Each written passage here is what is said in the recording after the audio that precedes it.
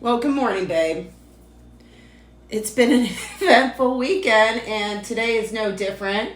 We woke up to a little bit of snow and more of the stock market just tanking. Whoa. And you know what? They're warning a lot of people who do plan to invest some money. Wait until it dips even further before even buying in. If you plan on doing stuff, it's just like, look, here's what it is. First of all, the one thing they'll always tell you when you invest, and nothing I'm up here saying is investment advice. I am not a professional, but I am a guy that does invest, and I am a guy that tries to pay attention. And your father was very good at investing. Don't try to time the market. It's a fool's errand. You don't know where the top is, and you don't know where the bottom is. And anyone that tells you they do know is lying to you. And if they do get it right, it's purely by coincidence. Right. So, will the market go back up? Yes, absolutely. Will it go back up today? Probably not. Will it go back up tomorrow? Probably not. Might not go up for 5, 10, 20 years. We don't know where the bottom is. You need to be thinking long term. If you want to buy in, yeah, buy in. Shit's on sale. It might go more on sale. But what all of this is, and I stand up here and say the same things a lot, but today, let's go back in time. Normally we go back in time to World War II. Today we're going to go back in time to the Cold War. There we go. The end of the Soviet Union, that's what we're seeing here. At the end of the Soviet Union, you had a communist country that had a lot of assets. And when I say communist country, I use that term pretty loosely because it wasn't actually a communist country. It was just a bunch of rich people running everything. But real communism is impossible on a large scale. Don't beat me up. I'm just telling you the truth. We can talk about that another day.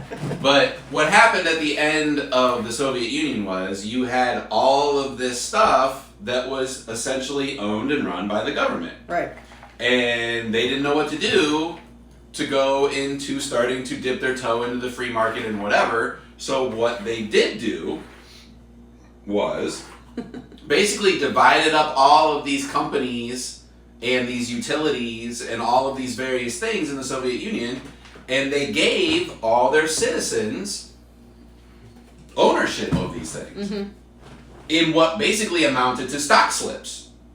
So everybody got a piece of something. Maybe you got a piece of the water department. Maybe you got a piece of a company that made cars or guns or clothes or whatever. But everybody got what essentially amounted to paper stock slips.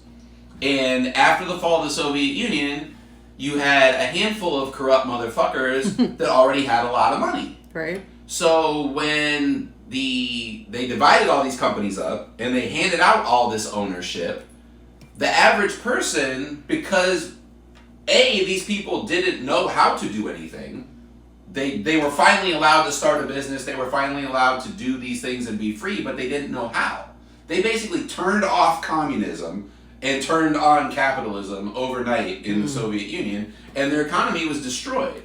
So now you have these people, your average citizens, that have these stock slips, but no actual money and no actual skills and no direction on how to do things. So you have these people with these stock slips, and you have this handful of rich assholes. You're starving, and you have these stock slips and no money. And you get a knock at your door by this nice gentleman who wants to buy your stock slips. Sounds good, right? Well, let's say your stock slips were worth, let's just make up a number, this is all made up, $100 a piece. And you need to eat.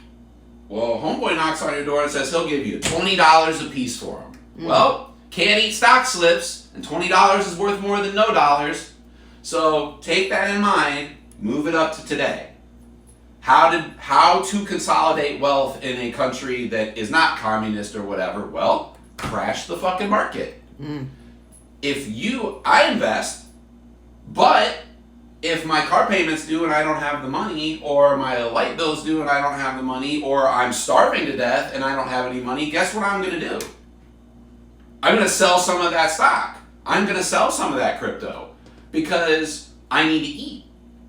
And that's what they're counting on with this move. They're tanking our economy. They're putting stocks on sale because the rich people have the money to weather the storm. Right. So when you're, and I'm not telling you to sell, I'm not telling you not to sell, I'm just telling you how it works and what they're doing. Mm-hmm. They're intentionally doing this to put people in a position where they don't have a choice.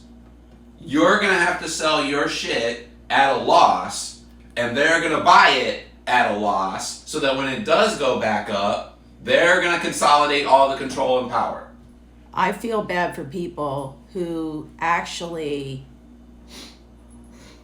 cashed out their 401ks like before all this stuff went down. Well, no, but it was already going. It was already going down. Well, right, but you gotta if you're 65, like I'm not ready to retire yet. So I didn't touch any of my stuff. I took a little bit of money out, right, because I knew the writing was on the wall, and I know I'm going to have to pay taxes and blah, blah, blah, blah, blah. So I did move a little bit of money out of my accounts for that.